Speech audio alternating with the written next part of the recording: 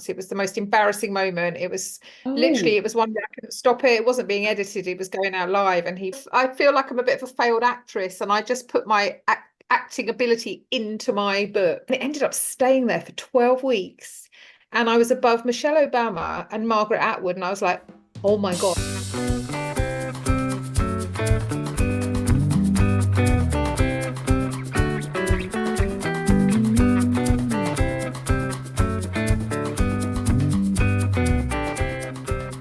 hello, I'm Hannah Lynn, and welcome to WACI, the podcast where we meet women authors who are crushing it.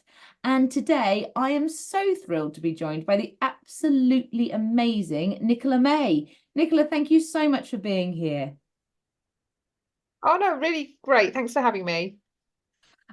So Nicola, if you could spend a couple of minutes, because I think a lot of my readers, particularly who know my romance books, will also know about you. But if there are any who don't, could you give them a quick introduction as to who you are and what you write? Yeah, sure. So, Nicola May, as you already know, I write romantic comedy. I've just finished my 18th novel. Probably best known for the Cocklebury Bay series, which is based down in Devon. Yes, and you can find all my books on Amazon and have a good look. But yeah, there's two lots of series and the rest are standalone. Wonderful. And we will post links. I don't know where we post them, but there will be links posted to Nicola's book that you can have a read of. So, Nicola, can you describe 18 books, Yep. or a very large way into a writing journey? Can you tell us a little bit about what an everyday in your writing life looks like? Okay, so when I'm actually writing, I do go a bit mental. I usually wake up about 5, have a cup of tea, and yeah, and I write from bed. So sometimes I don't even get out of bed. I've got my cup of tea there, and that's it. I just write until I'm too tired to not write anymore, really. And I usually write 7 days a week, like I say, because I'm so into the zone. And I think also if you write fast, you're less likely to muck up the synchronicity of the plot. So that's the way I really like to write. I have to agree with that. I am the same. I was talking to Margaret Ski the other week, and she likes to go away and write. And sometimes if I've got a book in my head and I just need that space, I do the same. I go away, I write from the moment I wake up to the moment I go to bed, and I don't have room to do anything else. And just like you say, I think it helps like learn your characters, right? You're so immersed Yeah. in their world during that time that it's sort of easier, possibly. There are cats having fights in the garden. Apologize if anybody can hear that. I can't hear. Uh, And you know what? I have a lovely cat. And I think that's probably why I don't need to go away because I do just have a cat. I don't have children or a husband running around. So I guess I'm quite lucky in that fact that I don't have another person to look after. So I can no, just I have stay in I bed all have I day. have four cats. I think if I tried to stay, if I had my door open now, there would be one on my shoulders. There would be another one sort of trying to get its way under all the sofa, the chair and stuff and making as much noise as possible. But that's why they're outside fighting. Yeah, So, I actually had one. I was on a podcast and my Stanley was sick once. It was the most embarrassing moment. It was literally, oh, it was one day I couldn't stop it. It wasn't being edited. It was going out live and he was sick. And I could just hear him. that's I amazing. know. I don't feel so bad that they're on my shoulders now. At least they're not being sick. Okay, that's something not to aspire to. Like the cats were gonna not hit No. at any point. Um, and Nicola, you are incredibly successful. You've achieved massive success in your writing career. Do you have a moment that you're most proud of? Something that your greatest achievement?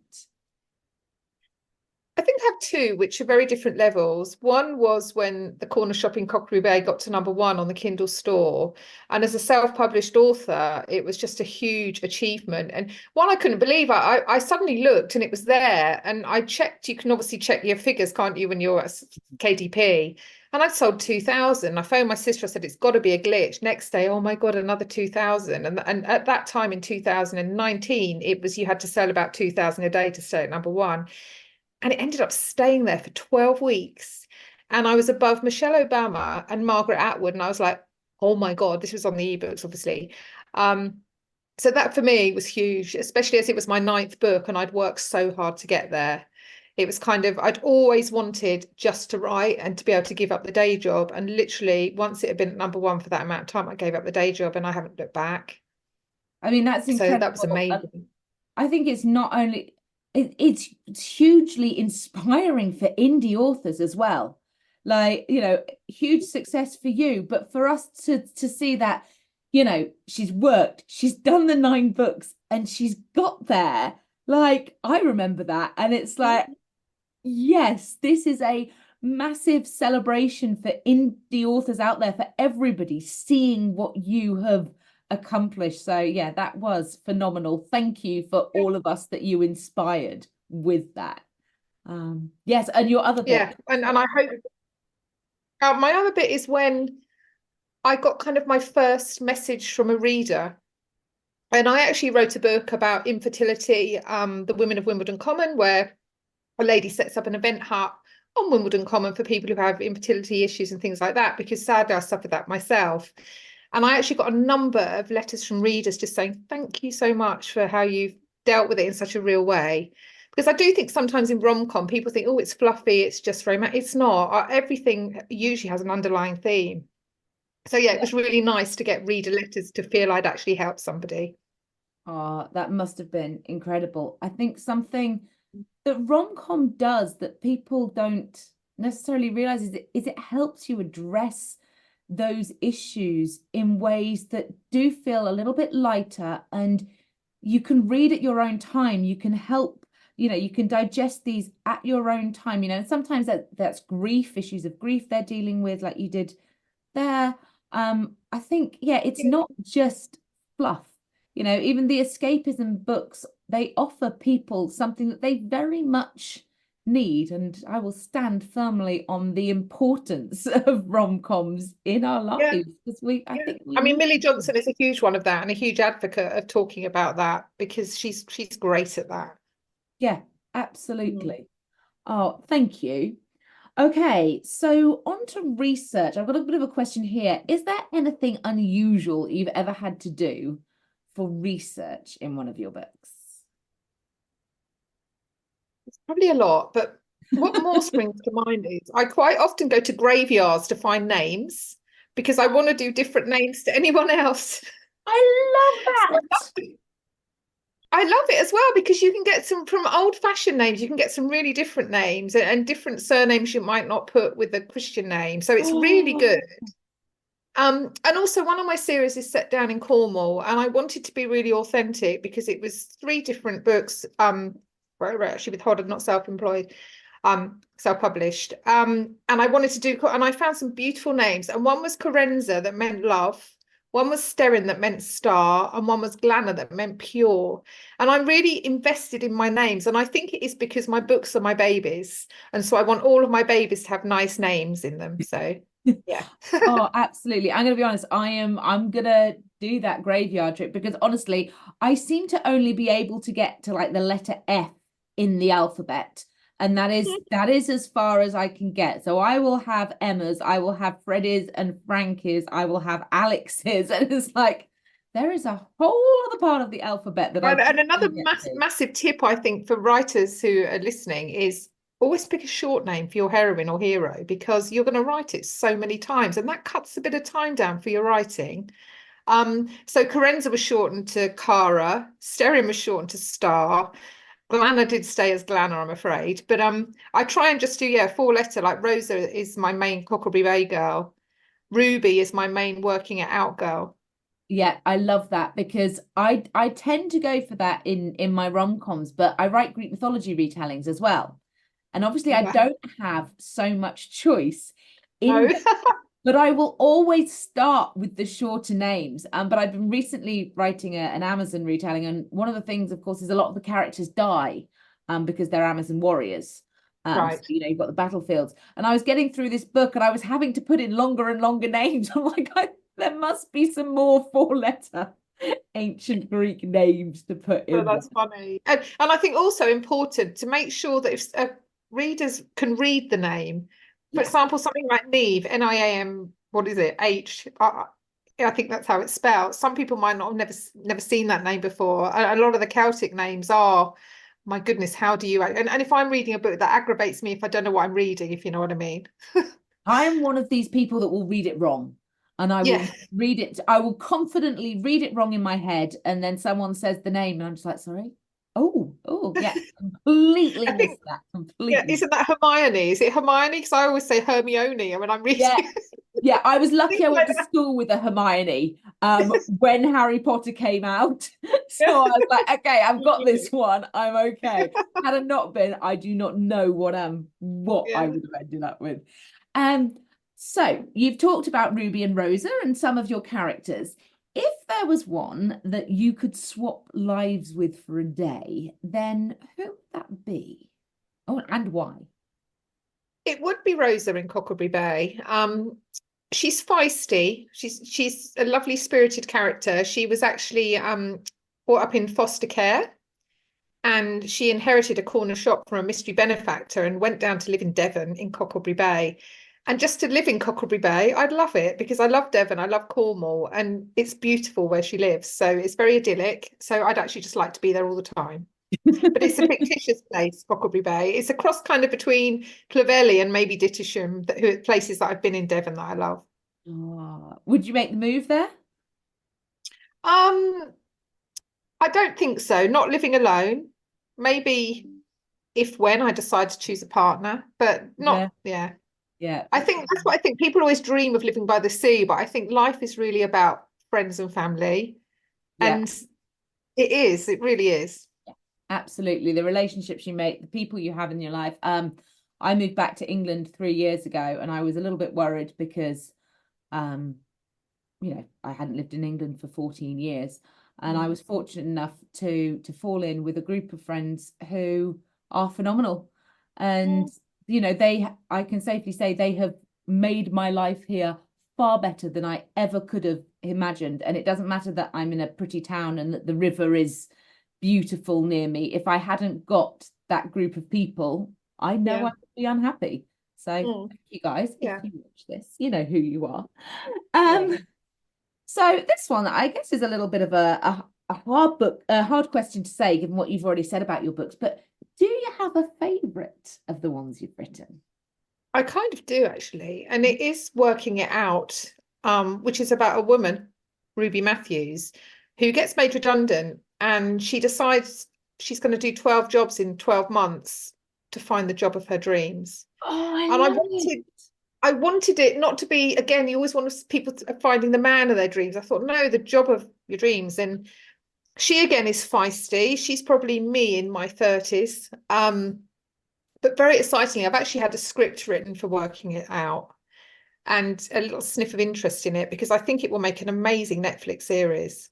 Oh, Because the jobs are hilarious. Like she's a divorce lawyer, she works in a funeral director's. All the jobs have got so much humor in them. I was just about to ask, like, how did you pick the jobs that you had her go and do? Like, did you narrow down all these lists to end up with the 12? Well, I've had a very colourful life as well. So I kind of a few of them, but like an event manager, she did that to like a celebrity wedding at Cliveden, which kind of made it quite funny. Yeah, and I also thought, yeah, what jobs are going to evoke humour? Yeah. Did you have a favorite job that she did that she didn't end up at? Let me think. Maybe the funeral directors actually. Because then there was quite a sad bit because one of the guys she was seeing, she helped, his dad died and they didn't have budget. They were like quite a poor East End family. So she kind of did some tweaks to make it like the funeral of his dreams. So it was a kind of sad but really happy thing. But she did get the flowers wrong because you sometimes see a big DAD. Yeah. They put DUD, so she had to rush around changing that. I So I love still remember it. it. And I wrote that book over 20 years ago. And when it actually got revamped to go into a paperback, I realized that it was like iPods then. And it was kind of when I wrote it, even mobiles had only just sort of just come about and stuff. It was like mad. Yeah. Wow. So that was one of your first published. Yeah. That and Starfish, which is a woman who can't find love. So she decides to date each sign of the zodiac. Oh, I love these. You are so brilliant at these ideas. This is why she gets her Amazon #1. Like But this, they were really yeah. old. It's kind of, I wish I'd done those later on. But again, it was thought 12s. I thought that's going to be easy because I can section them. And it kind of was in a way because you've got your formula already. Oh, absolutely genius ideas. I am in awe. I think these are phenomenal. Thank you. So it's been a long journey, obviously. We know that from 20 years ago, you were writing your Yeah. first one, and now, still here 20 years later writing. If there is one piece of advice, because we've got a lot of listeners who are maybe thinking about writing as well and not sure where to start or not sure if they should start, if you've got one piece of advice that you could give to someone out there wanting to start writing, what would it be? It would be so many people come up to me and say, I haven't got time to write a book. And I was writing full time in a big corporate job. And you find time. I would get up at 6 and do half an hour. I'd write in my lunch hour. If the job was boring, I'd write during work. I would take holiday to edit. I literally, and I was in a relationship then as well. I literally would say, right, for the whole weekend, I have to sit down and I have to edit. I just used to make time to do stuff. Um, Another a couple of little tiny writing tips is show, not tell. Um, I know my writing's got better because I probably used to tell, not show. So, for example, she yawned rather than she was tired, or his smile broadened rather than he was happy. Tiny little things just to make your writing better. Um, and as you go along, and once you get to the publisher stage or looking for a publisher, don't jump at the first offer you're given. I didn't have any money when I was starting out, much anyway, and an audiobook publisher came to me, 4 books, one of them being the first Cockabry, and I went, yeah, great, I'll take the deal. Bad mistake, because now I know how to do it myself, so I should have waited. And I always say, if somebody has already said they want it, somebody else will, so get the deal. I like that. I really like that. Yeah. I think there's so much about publishing. I've had friends say before, people are so desperate to get that publishing deal that they don't think about whether it's a decent deal or not. They just want it. And unfortunately, I Yeah, think, yeah, yeah, people go in without. I've made mistakes, a lot of mistakes along the way, but I've learned from them. So it's good to be able to impart a little bit of wisdom about them. So, and also there's so many now, and I won't call them scammers, but there's so many people who are trying to say, I'm going to sell your books and send me $50 or £50. And Yeah. they don't. No, absolutely not. You need to do your research. You need to talk to people and like listen to things like this with stuff that people who've Yeah. been there are saying. Also, what you said about time, Francesca Catlow was on here. She was the first interview that we did. And her story is phenomenal, but she talks about how her husband had just been told that he definitely couldn't work and she had to stop work to be his carer full time. And she had got a newborn baby. She possibly got a younger toddler one as well. And she was sat up at night breastfeeding, writing on her phone because she really wanted to do it and there was no other time for her. So Yeah. it's a theme that comes through. Like I said, I was up at 5:30 when I had a full-time job because I wanted to write. So try to find it whatever you can. And that's it. Once you're writing, so you are a quick writer, but if you did 5,000 words a day, which is a lot, in 13 days, you could in effect write a novel. But the thing is, even 75. if one of my things is if you can do 600 words a day, 600 words a Yeah. day, which I figure for a slow writer, an hour. Yeah. So Yeah. a slow writer finding an hour a day to do 600 words. In 4 months, you will have your first draft of a Yeah. novel. That's a Amazing. lot faster than Yeah. I did my first novel, definitely. Yeah.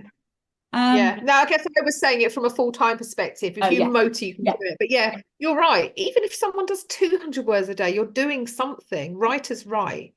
And I think it's that everyday thing because it's what we said earlier, you're not losing the thread of your stories. You can, if you stop and start, that was one of the issues I found. If I didn't write every day, then it took me another 20, 30 minutes to find out where I was in the story. Yeah.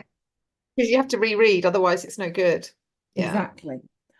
We are coming to the end. I've got one final question actually, which I didn't know how you were going to answer your previous one about favorite books before, but I Oh, think okay. it links nicely, which is, Okay. if you weren't an author, what would you be doing now instead? But of course, we've spoken about all these different jobs. Well, no, I think I feel like I'm a bit of a failed actress, and I just put my acting ability into my book. And so I did think the other day, I thought, right, I'm going to go on an acting course at Pinewood Studios. It's 2 days, so I did. Oh, I My love God, it. I don't think I was that good. They send you the video. I was like in a police cell scene, and of course I look at myself thinking, oh my God. But I couldn't stand the waiting around, and I know that was what would happen when you're on a film set, whether you're really famous or not. I don't think I couldn't bear the boredom of that. Could you So, write while you're waiting around? well, no, because I'd be an actress. I wouldn't be a Oh, okay, writer. sorry. I'm there thinking, I If love I this did it for a idea. living. I Yeah. want to go to Pinewood Studio. I love it. This No, is they do loads of courses. It's called the Actor Studio. They do so many. just right that down. But the woman who was running the course was terrifying. So I don't know if I'd go back if it was her running it. I know I shouldn't say that out loud, but no names are mentioned. Oh, Nicola, thank you so much. It's been such a lovely chat, learning about you for this interview. Um, I will put all the links to Nicola's books below. So please check those out. If you like listening to this podcast, and why wouldn't you? Like, I say this, but it's great company. Then please make sure you like and subscribe to the podcast so you do not miss out when we have our next wonderful author on here. Nicola, thank you so much for your time again. It's been fun. Thank you for having me.